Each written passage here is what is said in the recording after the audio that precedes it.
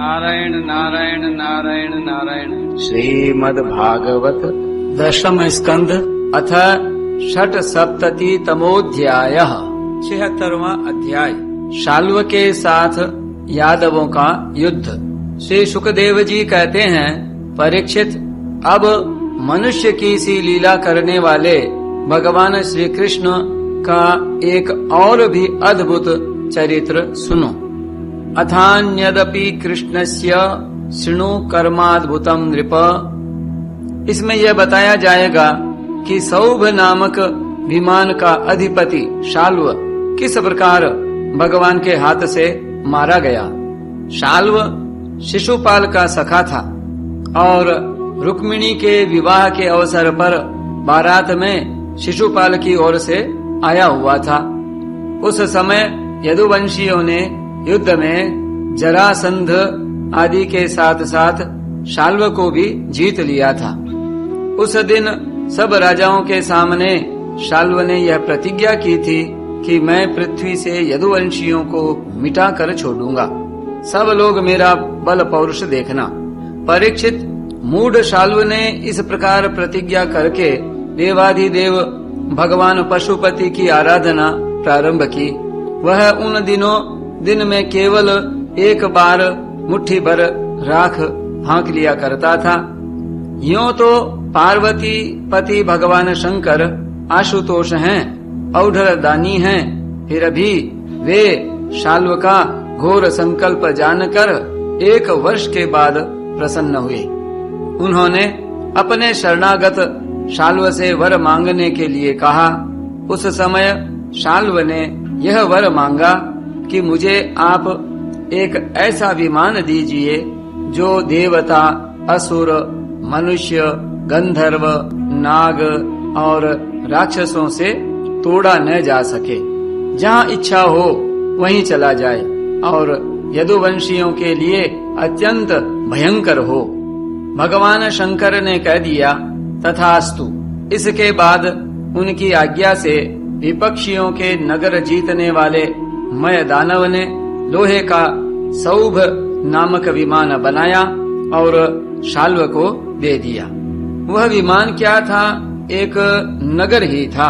वह इतना अंधकारमय था कि उसे देखना या पकड़ना अत्यंत कठिन था। चलाने वाला उसे जहाँ ले जाना चाहता वहीं वह उसके इच्छा करते ही चला जाता था।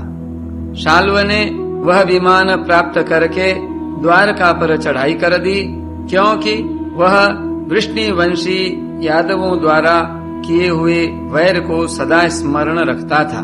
परीक्षित, शाल्व ने अपनी बहुत बड़ी सेना से द्वारका को चारों ओर से घेर लिया और फिर उसके फल फूल से लदे हुए उपवन और उद्यानों को उजाड़ने और नगर द्वारों, फाटकों, राजमहलों, अटारियों, दीवारों और नागरिकों के मनोविनोद के स्थानों को नष्ट भ्रष्ट करने लगा। उस श्रेष्ठ विमान से शस्त्रों की झड़ी लग गई। बड़ी बड़ी चट्टानें, वृक्ष, वज्र, सर्प और ओले बरसने लगे। बड़े जोर का बवंडर उठ खड़ा हुआ। चारों ओर धूल ही धूल छा गई। परीक्षित, प्राचीन काल में जैसे त्रिपुरासुर ने सारी पृथ्वी को पीड़ित कर रखा था, वैसे ही शाल्व के विमान ने द्वारकापुरी को अत्यंत पीड़ित कर दिया। वहाँ के नर नारियों को कहीं एक क्षण के लिए भी शांति न मिलती थी। परम यशस्वी वीर भगवान प्रद्युम्न ने देखा हमारी प्रजा को बड़ा कष्ट हो रहा है। तब उन्होंने रथ पर सवार होकर सबको ढाढ़स बंधाया और कहा कि डरो मत। उनके पीछे पीछे सात्यकी, चारुदेशन, सांब भाइयों के साथ अक्रूर, कृतवर्मा, भानुबिंद, गद, शुक, सारण आदि बहुत से वीर बड़े बड़े धनुष धारण करके निकले। ये सब के सब महारथी थे।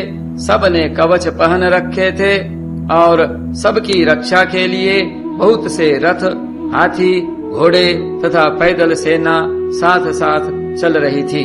इसके बाद प्राचीन काल में जैसे देवताओं के साथ असुरों का घमासान युद्ध हुआ था, वैसे ही शाल्व के सैनिकों और यदुवंशियों का युद्ध होने लगा।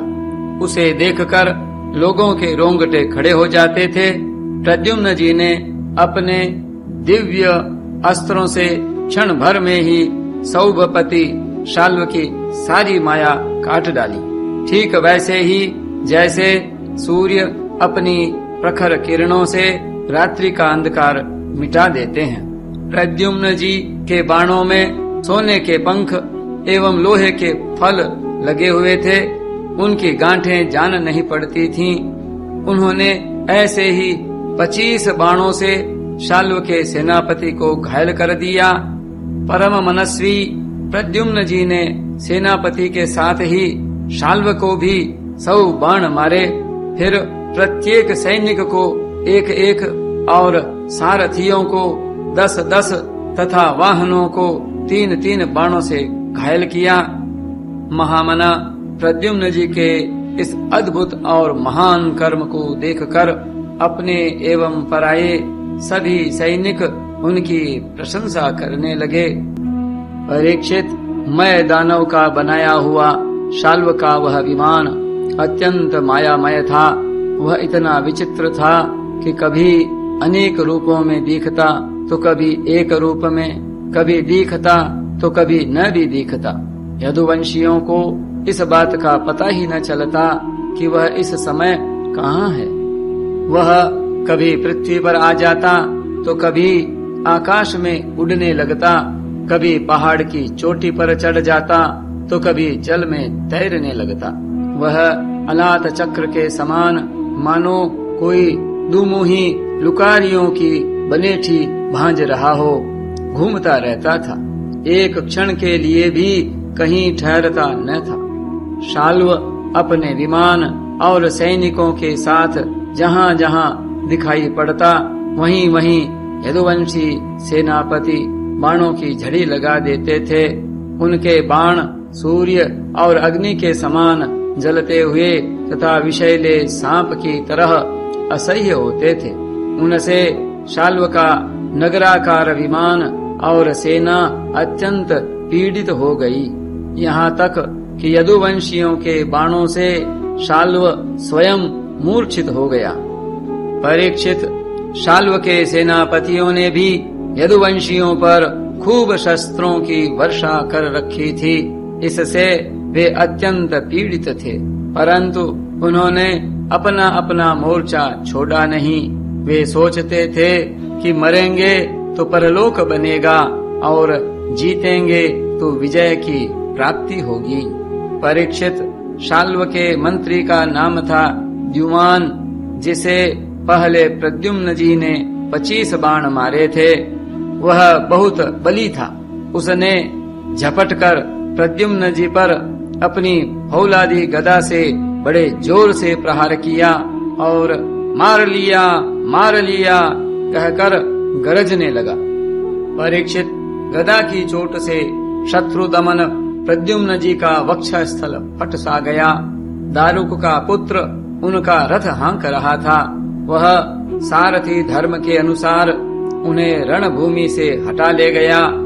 2 घड़ी में प्रद्युम्न जी की मूर्छा टूटी। तब उन्होंने सारथी से कहा, सारथे, तूने यह बहुत बुरा किया। हाय हाय, तू मुझे रणभूमि से हटा लाया। सूत, हमने ऐसा कभी नहीं सुना कि हमारे वंश का कोई भी वीर कभी रणभूमि छोड़कर अलग हट गया हो। यह कलंक का टीका तो केवल मेरे ही सिर लगा। सचमुच सूत, तू कायर है, नपुंसक है। बतला तो सही, अब मैं अपने ताऊ बलराम जी और पिता श्री कृष्ण के सामने जाकर क्या कहूँगा। अब तो सब लोग यही कहेंगे न कि मैं युद्ध से भग गया। उनके पूछने पर मैं अपने अनुरूप क्या उत्तर दे सकूंगा। मेरी भाभियां हंसती हुई मुझसे साफ साफ पूछेंगी कि कहो वीर, तुम नपुंसक कैसे हो गए? दूसरों ने युद्ध में तुम्हें नीचा कैसे दिखा दिया?